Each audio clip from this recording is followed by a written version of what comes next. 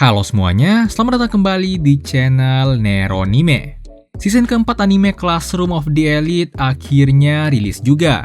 Dan di sini kita akan sedikit nge-review animenya. Lebih tepatnya kita cuma akan sedikit membahas beberapa hal menarik di 4 episode pertamanya. Oh iya, di sini juga gue bakal usahain gak nge-spoiler. Jadi sesuai dengan judulnya, kita cuma bakalan sedikit nge-review aja. Nah, langsung aja yang pertama ada penampilan baru dari Horikita. Sejauh ini kita tahu kalau di tahun pertama tuh Horikita tampil dengan rambut panjangnya. Tapi di tahun kedua ini kita akan melihat Horikita dengan penampilan barunya, yaitu dengan short hair-nya.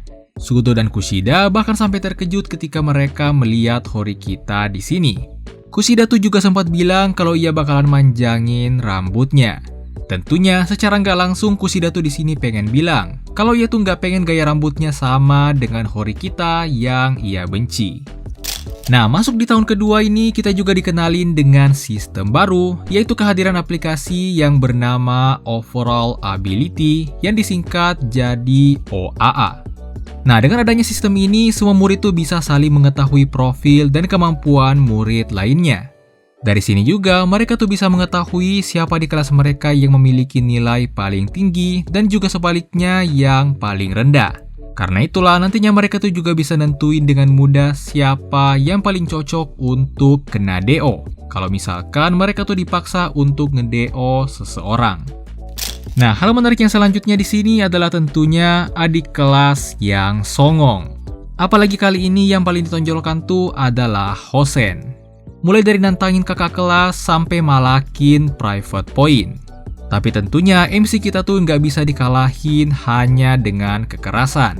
Pada akhirnya Ayano Koji tuh berhasil menebak rencana Hosen dan menundukkannya. Berkat itulah pada akhirnya kelas Horikita pun bisa menjalin kerjasama dengan kelas Nanase. Nah, selain adik kelas yang songong, kita juga dikenalin dengan adik kelas yang imut dan jahil.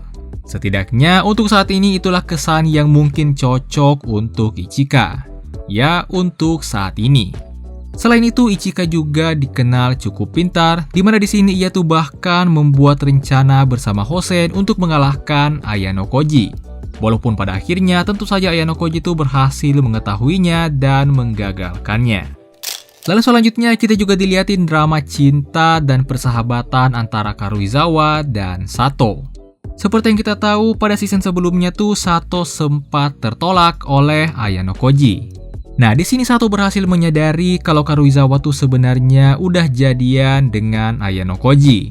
Dengan kata lain, Sato sebenarnya udah ketikung oleh sahabatnya sendiri. Tapi karena Sato juga udah tertolak, jadinya ia tuh nggak bisa ngeluh. Pada akhirnya, Sato harus puas hanya dengan menampar Karuizawa. Saking merasa bersalahnya karena udah nikung sahabatnya sendiri, Karuizawa juga sempat minta ditampar sekali lagi. Karuizawa benar-benar minta maaf karena udah mencintai orang yang sama. Tapi gimana pun Sato juga paham, mereka berdua tuh emang mengakui kalau Ayano Koji emang keren. Hal menarik selanjutnya adalah identitas murid White Room yang masih misterius. Nah, di 4 episode pertama ini kita diperkenalkan beberapa karakter dari tahun pertama. Dan setidaknya untuk saat ini yang paling dicurigai oleh Ayano Koji itu adalah Nanase dan Ichika.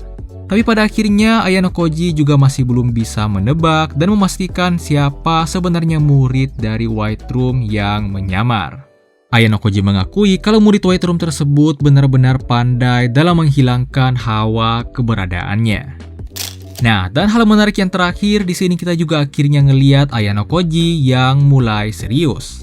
Sebagai tanggapan dari tantangan Horikita, Ayano Koji benar-benar nunjukin kemampuannya di ujian khusus kali ini, yang kemudian membuat semua orang tuh langsung terkejut dengan nilai 100 yang didapatin oleh Ayano Koji.